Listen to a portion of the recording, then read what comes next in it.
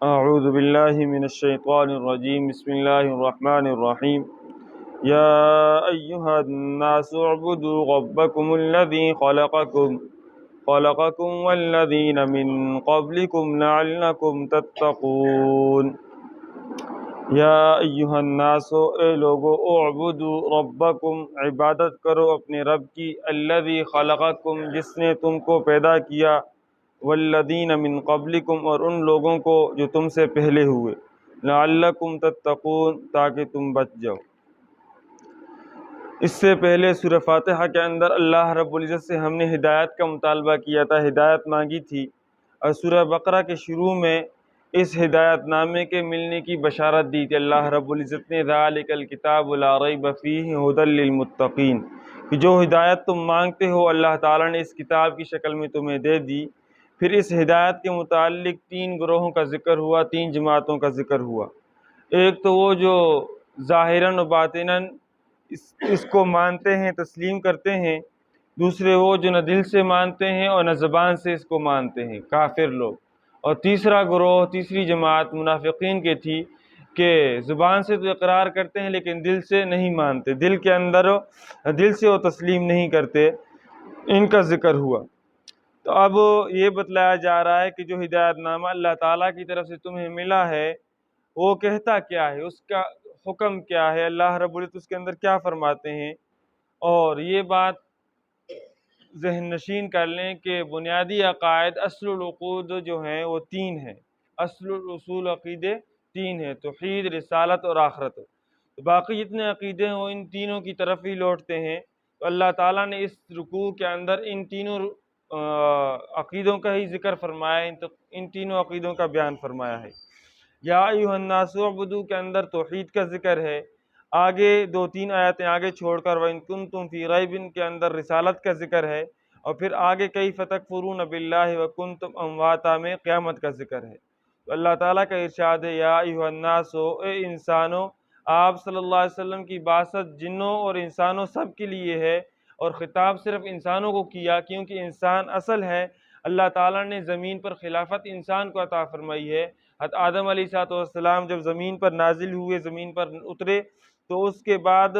زمین پر خلیفہ انسان ہی ہے، اور جنات انسانوں کے تابع ہیں، جنات انسانوں کے تابع ہیں، تو خطاب اصل کو ہی ہوتا ہے نہ کہ تابع کو۔ تو اس لیے فرمایا یا ایھا الناس، اے انسانوں، اور یہ خطاب تمام انسانوں کو ہے، کالے ہیں، گورے ہیں، عربی ہیں، عجمی ہیں، جس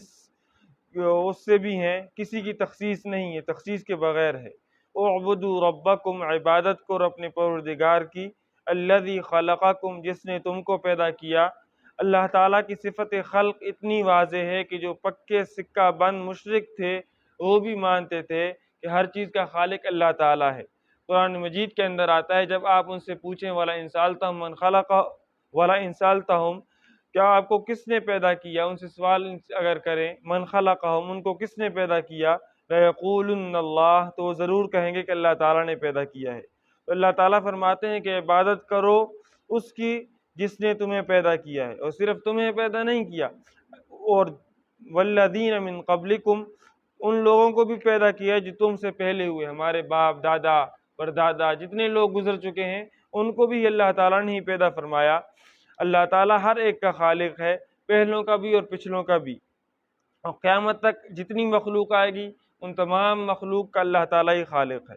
اور عبادت کو حکم اس لیے دیا ہے لعلکم تتقون، تاکہ تم بچ جاؤ اللہ تعالیٰ کی گرفت، اللہ تعالیٰ کے عذاب سے۔ اللہ تعالیٰ اگرچہ نظر نہیں آتا مگر اس کی قدرت کی دلیلیں اتنی واضح ہیں کہ کوئی اندھا بھی انکار نہیں کر سکتا، البتہ ضد کا کوئی علاج نہیں۔ اللہ تعالیٰ کے وجود پر حافظ ابن کثیر رحمۃ اللہ علیہ نے یہاں پر تین واقعات نقل کیے ہیں۔ ان میں سے ایک امام اعظم ابو حنیفہ رحمۃ اللہ علیہ کا استدلال ہے، اور ایک امام شافعی رحمۃ اللہ علیہ کا، اور ایک امام احمد بن حنبل رحمۃ اللہ علیہ کا استدلال ہے۔ پہلا واقعہ امام اعظم ابو حنیفہ رحمۃ اللہ علیہ کا ہے۔ اس علاقے میں کچھ لوگ دہریے تھے،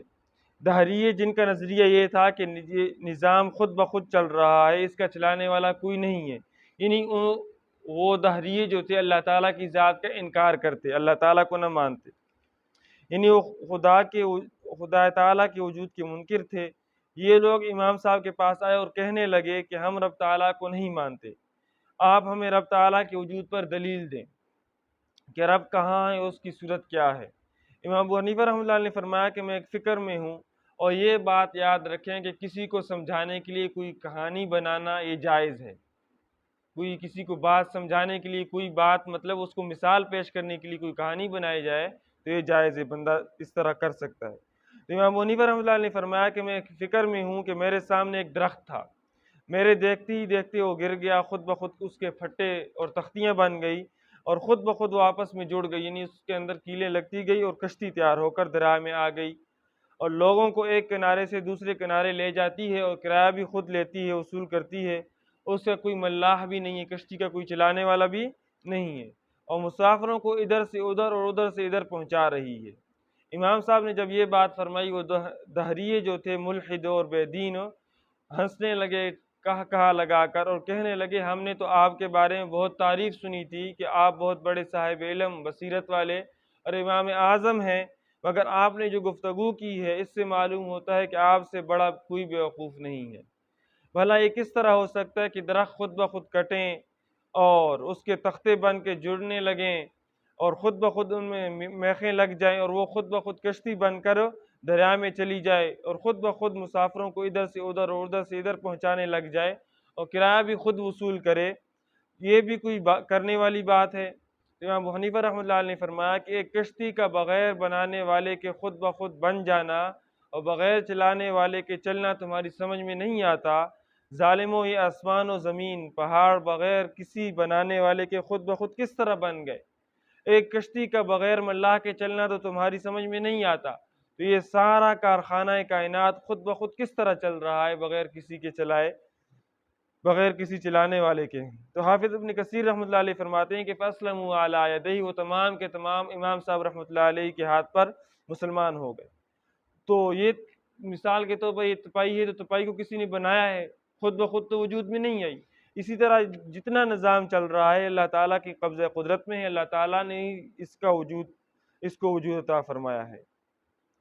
مولانا رومی رحمۃ اللہ علیہ فرماتے ہیں کہ ہچ چیزیں خود بخود چیزیں نہ شد، ہچ آہن خود بخود تیغے نہ شد، کہ کوئی چیز خود بخود نہیں بن سکتی، کوئی چیز اور کوئی لوہا خود بخود تلوار نہیں بن سکتا، بلکہ بنانے والا ہی بناتا ہے تو بنتی ہے، اس پہ محنت ہوتی ہے تبھی جا کے وہ چیز بنتی ہے۔ اس طرح مثنوی کا شعر ہے، اور پہلے زمانے میں مرد عورتیں گھروں میں مثنوی پڑھتے تھے، اور آج کل تو ناولوں اور کا زمانہ ہے، ناول بھی آج کل نہیں رہے، آج کل جو موبائل نکلا ہے اس نے سب کچھ تباہ کر دیا ہے۔ مولانا رومی رحمۃ اللہ علیہ فرماتے ہیں مولوی ہرگز نہ شد مولائے روم تا غلام شمس تبریزی نہ شد، کہ میں ویسے مولوی نہیں بنا، میں نے شمس تبریزی کی جوتیاں سیدھی کی ہیں، ان کی خدمت کی ہے، تب جا کر مجھے علم حاصل ہوا۔ امام شافعی رحمۃ اللہ علیہ کا استدلال ہے۔ دوسرا واقعہ حافظ ابن کثیر رحمۃ اللہ علیہ نے امام شافعی رحمۃ اللہ علیہ کا نقل فرمایا ہے کہ امام شافعی رحمۃ اللہ علیہ سے کسی نے سوال کیا کہ اللہ تعالیٰ کے وجود پر تمہارے پاس کیا دلیل ہے؟ تو فرمایا کہ یہ شاہتوت کا درخت ہے کہ اس کے پتے کو ریشم والے کیڑے کھاتے ہیں تو ان کے جسموں سے ریشم کے دھاگے نکلتے ہیں، اگر شہد کی مکھی کھاتی ہے تو ان سے شہد بنتا ہے، اور انہی پتوں کو اگر گائے اور بکریاں کھائیں تو گوبر اور مینگنیاں بنتی ہیں،